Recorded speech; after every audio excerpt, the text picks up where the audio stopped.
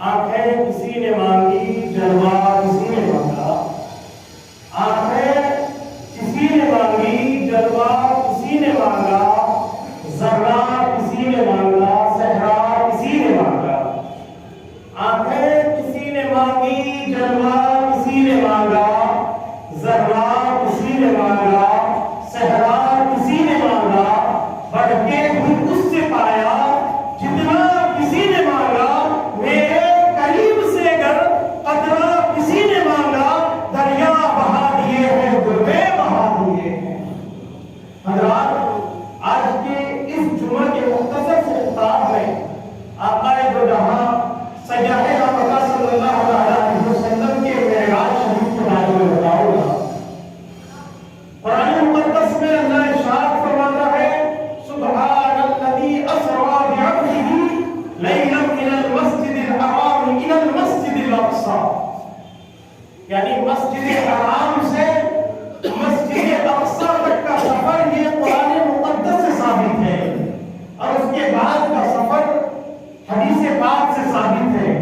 آقا جہاں صلی اللہ علیہ وسلم کو رب قدیر نے معراج کی دولت نصیب فرمائی، اور میرے آقا نے رب قدیر کو قریب سے دیکھا، کتنا قریب کہ اللہ فرماتا ہے ثم دنا فتدلی، یعنی آقا کو جہاں نے اللہ رب العزت کی زیارت ایک بارش سے کم دوری سے کی۔ اور معراج کا خلاصہ میں بتانا چاہوں گا کہ حضرت جبریل امین آقا دو جہاں صلی اللہ علیہ وسلم کے پاس آئے، معراج کی بشارت دی اور عرض کیا، یا رسول اللہ صلی اللہ علیہ وسلم، رب قدیر آپ کو معراج کے لیے بلاتا ہے، چلیے آپ ہمارے ساتھ۔ آقا دو جہاں صلی اللہ علیہ وسلم کے سینے مبارک کو شق کیا جاتا ہے، اور آپ کے قلب اطہر کو آب زمزم سے حضرت جبریل امین دھوتے ہیں، اور پھر بڑی شان و شوکت اور عزت و تکریم کے ساتھ براق کی سواری پر بٹھا کر آقا دو جہاں صلی اللہ علیہ وسلم کو لے کر مسجد حرام کی طرف، مسجد اقصی کی طرف روانہ ہوتے ہیں۔ چند لمحوں کے بعد مسجد اقصی پہنچتے ہیں، وہاں کا نظارہ بڑا خوبصورت تھا، انبیاء و مرسلین کی تمام جماعت وہاں موجود تھی۔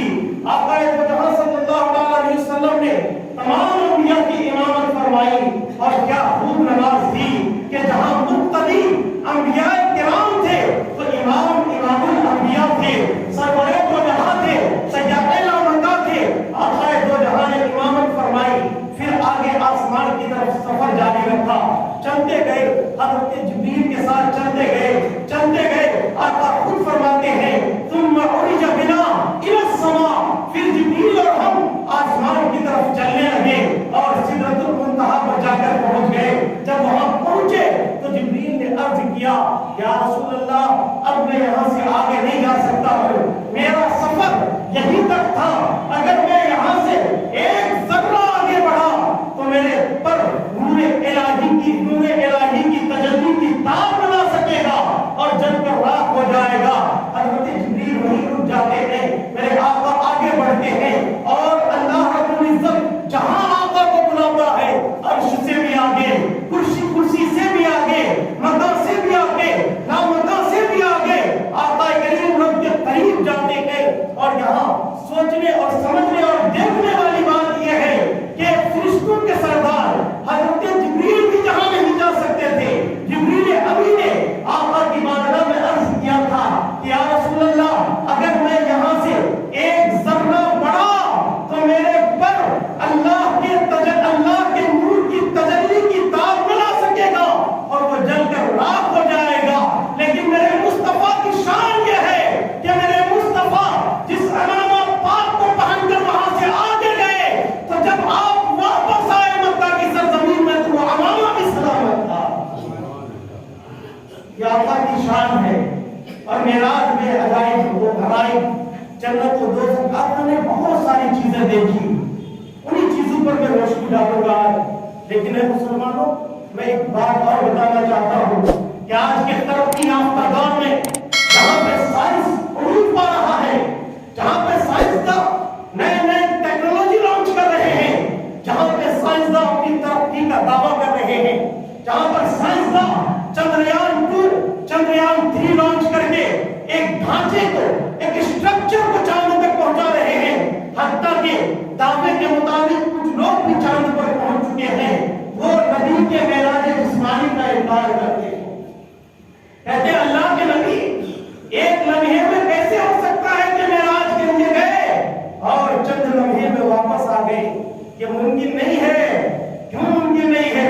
اس لیے کہ وہ اپنی عقل سے سوچتے ہیں، لیکن وہ اپنے بنائے ہوئے اسٹرکچر، اپنے بنائے ہوئے ڈھانچے پر اتنا یقین رکھتے ہیں کہ ان کا بنایا ہوا چندریان وہ چاند پر پہنچ گیا، لیکن انہیں یقین نہیں ہے کہ جس رب قدیر نے چاند کو پیدا فرمایا اس نے اپنے محبوب کو اپنے پاس بلایا۔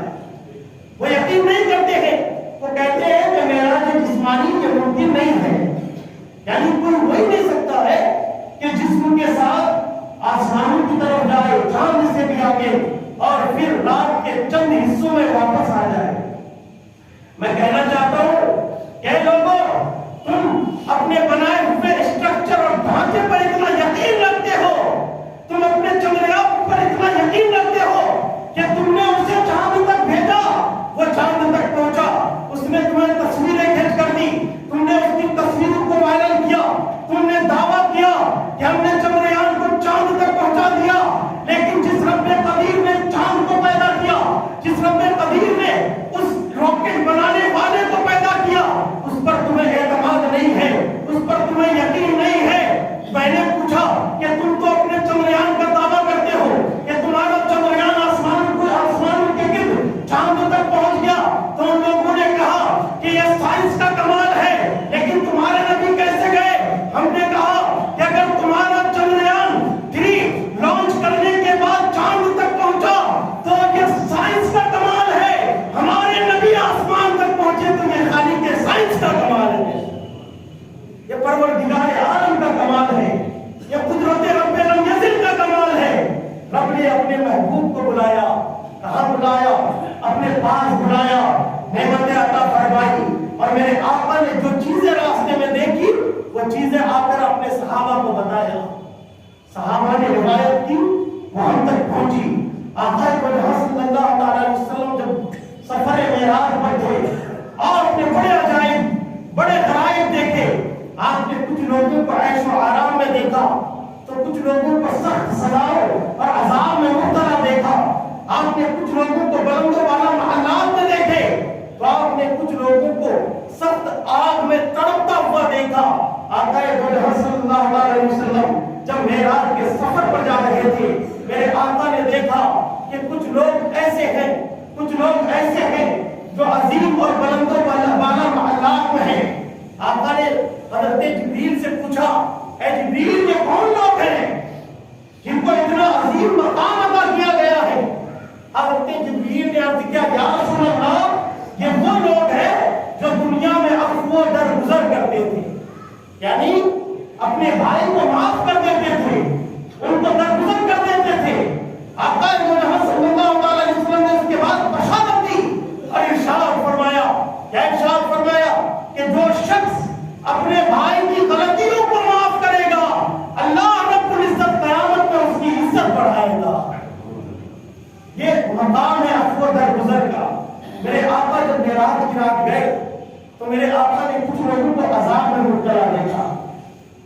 میرے آقا ارشاد فرماتے ہیں کہ ایک رات میرے پاس حضرت جبریل اور حضرت میکائیل آئے، مجھے ارض مقدس کی طرف لے گئے، میں ان کے ساتھ ارض مقدس کی طرف گیا، میں نے دیکھا کہ ایک شخص ایک بڑا پتھر لیے کھڑا ہے اور نیچے ایک شخص لیٹا ہوا ہے، وہ اس پتھر کو بار بار اس کے سر پر مار رہا تھا۔ جب اس کے سر پر مار رہا تھا تو اس کا سر کچلا جا رہا تھا، یعنی اس کے سر کے ریزے ہو جا رہے تھے، پھر چند لمحوں میں اس کا سر صحیح ہو جاتا تھا، پھر وہ اسی پتھر کو اٹھا کے اس کے سر پر مارتا تھا، پھر چند لمحوں کے بعد اس کا سر درست ہو جاتا تھا۔ میرے آقا نے پوچھا کہ یہ کون لوگ ہیں، یہ کون شخص ہے جن کے سر کو بار بار کچلا جا رہا ہے، جن کے سر کو بار بار کچلا جا رہا ہے، جن کے سر کو کچلنے کے بعد پھر صحیح کر دیا جاتا ہے۔ اللہ اکبر۔ حضرت جبریل نے عرض کیا یا رسول اللہ یہ وہ لوگ ہیں جو دنیا میں نمازیں چھوڑا کرتے تھے، اسی نماز چھوڑنے کی سزا کی وجہ سے آج اس کے سر کو کچلا جا رہا ہے۔ اللہ اکبر، آج ہم مسجدوں سے خوش دور ہے، آج ہم نماز سے خوش دور ہے، آج ہم باجماعت تو نماز چھوڑیے، ہم تنہ تنہا نماز بھی نہیں پڑھتے ہیں۔ نتیجہ آپ کے سامنے ہے کہ آپ سے آپ کی مسجدیں چھینی جا رہی ہے، آپ سے آپ کی عبادت گاہیں چھینی جا رہی ہے، آپ کو آپ کی عبادت گاہوں سے بے دخل کیا جا رہا ہے۔ مسلمانوں یاد کرو، تم جس نماز کو چھوڑ رہے ہو اس نماز کی فضیلت بے شمار آئی ہوئی ہے، اس نماز کا مقام و مرتبہ اگر تم جان لو تو تم کبھی بھی نماز نہیں چھوڑو گے۔ آج نماز چھوڑنے کا نتیجہ یہ ہے، آج مسجدوں کو ویران کرنے کا نتیجہ یہ ہے کہ تم سے تمہاری عبادت گاہیں چھینی جا رہی ہے، تمہاری عبادت گاہوں میں معبودان باطل کی پرستش کی جا رہی ہے۔ لیکن اے مسلمانوں، تمہارے آنکھ نہیں کھل رہے ہیں، تم ہوش کے ناخن نہیں لے رہے ہو۔ آج اٹھا کر دیکھو، آج سوشل میڈیا کا دور ہے، آپ ہر طرف دیکھیے کتنی عبادت گاہوں کو مسمار کر دیا جا رہا ہے، کتنی عبادت گاہوں کو بت خانوں میں تبدیل کر دیا جا رہا ہے۔ اے مسلمانوں، تم جس نماز کو چھوڑتے ہو اس نماز کو چھوڑنے کی وعیدیں اتنی ہے، اتنی وعیدیں ہیں کہ اگر آپ سنیں گے تو دنگ رہ جائیں گے۔ حضرت موسیٰ علیہ السلام کا زمانہ ہے، حضرت موسیٰ علیہ السلام کے پاس ایک خاتون آتی ہے، ذرا غور سے سننا مسلمانوں، آپ کی آنکھیں کھل جائیں گی۔ میرے عزیزوں، میرے دوستوں، حضرت موسیٰ کے پاس ایک خاتون آتی ہے، آنے کے بعد عرض کرتی ہے اے اللہ کے نبی، مجھ سے بہت بڑا گناہ ہو گیا ہے، میں بہت بڑے گناہ کا ارتکاب کر چکی ہوں۔ حضرت موسیٰ نے پوچھا اے خاتون تم نے کون سا گناہ کیا ہے؟ وہ کہتی ہے اے اللہ کے نبی، میں تو گناہ بتا نہیں سکتی ہوں، میں نے بہت عظیم گناہ کیا ہے، میں نے بہت عظیم گناہ کا ارتکاب کیا ہے۔ اے اللہ کے نبی، میں وہ گناہ نہیں بتا سکتی ہوں۔ حضرت موسیٰ پوچھتے ہیں تم بتاؤ تو صحیح، تم نے کون سے گناہ کا ارتکاب کیا ہے؟ خاتون کہتی ہے اے اللہ کے نبی، مجھ سے بہت بڑی غلطی ہوئی ہے، میں نادم و شرمندہ ہوں، میں نے زنا کا ارتکاب کیا ہے، اور صرف زنا کا ارتکاب نہیں کیا بلکہ زنا کے بعد میرا عمل رک گیا، اور اس عمل سے جو بچہ پیدا ہوا میں نے اس بچے کو بھی مارا۔ یعنی دو گناہوں کا ارتکاب اس خاتون نے کیا، ایک تو زنا کیا اور ایک بچے کا قتل کیا، یعنی دو عظیم گناہ۔ اور زنا اتنا بڑا گناہ ہے کہ میرے آقا ارشاد فرماتے ہیں کہ جب میں سفر معراج پر تھا، جب میں معراج کے سفر پر جا رہا تھا تو میں نے کچھ لوگوں کو دیکھا جن کے سامنے دو گوشت کے برتن رکھے ہوئے تھے، ایک میں پکا ہوا عمدہ اور لذیذ گوشت تھا تو دوسرے میں کچا سڑا ہوا اور انتہائی بدبودار گوشت تھا۔ میں نے دیکھا کہ جو لوگ وہاں موجود تھے وہ پکے ہوئے اور لذیذ گوشت کو چھوڑ کر وہ بدبودار گوشت کھا رہے تھے۔ اللہ اکبر۔ میرے آقا فرماتے ہیں کہ میں نے جبریل سے پوچھا اے جبریل یہ کون لوگ ہیں جو عمدہ اور لذیذ گوشت کو چھوڑ کر کچا سڑا ہوا اور بدبودار گوشت کھا رہے ہیں؟ حضرت جبریل نے عرض کیا یا رسول اللہ، یہ وہ لوگ ہیں جو دنیا میں اپنی بیویوں کو، اپنی نیک اور پاکیزہ خاتون کو چھوڑ کر دوسری عورتوں سے زنا کا ارتکاب کرتا تھا۔ اللہ اکبر۔ اتنی بڑی عذاب کہ جب آخرت میں ظالموں کو جمع کیا جائے گا اور ان کے سامنے عمدہ گوشت بھی پیش کیا جائے گا اور سڑا ہوا گوشت بھی پیش کیا جائے گا تو وہ عمدہ گوشت کو نہیں کھائیں گے بلکہ سڑا ہوا گوشت کو کھائیں گے۔ یہی مثال زنا کرنے والے کی ہے، اور جو زنا کرتا ہے مسلمانوں، جو زنا کرتا ہے وہ جنت کی خوشبو سے بھی محروم ہو جاتا ہے۔ زنا کے بارے میں اللہ تبارک و تعالیٰ نے قرآن میں واضح طور پر ارشاد فرمایا وَلَا تَقْرَبُوا الزِّنَا، زنا کے قریب مت جاؤ، وہ گناہ کبیرہ ہے، وہ معصیت کا ارتکاب کرنا ہے۔ یعنی جو شخص گناہ زنا کرتا ہے اس سے بھی بڑا گناہ ایک تھا جس کے بارے میں آپ کو میں بتانا چاہتا ہوں۔ حضرت موسیٰ سے وہ خاتون کہتی ہے کہ مجھ سے دو گناہ سرزد ہوئے، ایک زنا اور ایک قتل۔ حضرت موسیٰ علیہ السلام بھاگنے لگے. اتنا بڑا گناہ. اور آپ جانتے ہیں کہ جن کے دل میں اللہ کا زیادہ خوف ہوتا ہے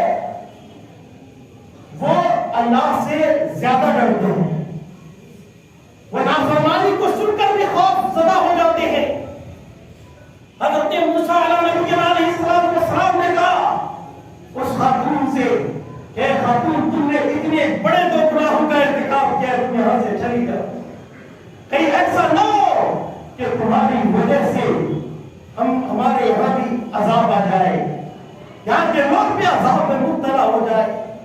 وہ خاتون پلٹ رہی تھی, خیر سے آواز آئی. رب قدیر نے ارشاد فرمایا اے موسیٰ اس خاتون نے دو گناہوں کا ارتکاب کیا اور وہ نادم و شرمندہ ہو کر تمہارے پاس آئی تھی, نادم و شرمندہ ہو کر تمہارے پاس آئی تھی اور اپنے مسئلے کا حل تلاش کر رہی تھی.